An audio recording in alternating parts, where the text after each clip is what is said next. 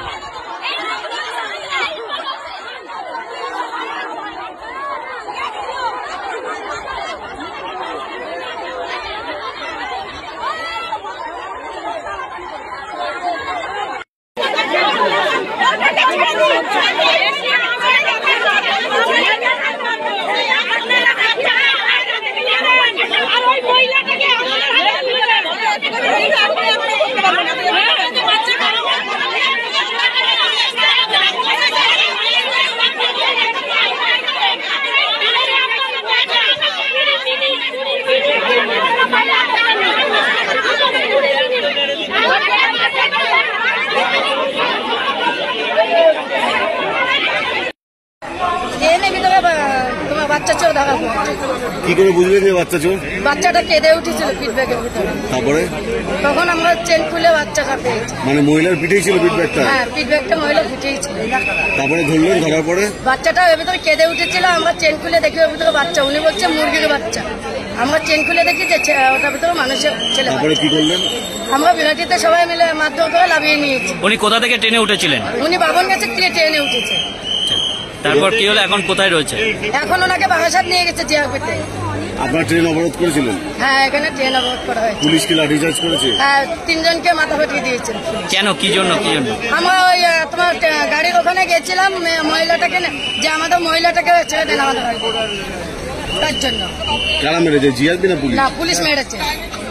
Police মেরেছে? হ্যাঁ, police মেরেছে। এখনই কি আবার অবরোধ করবেন আবার নতুন করে? এখন তো আমাদের কোনো ইয়ে করতে দিচ্ছে না।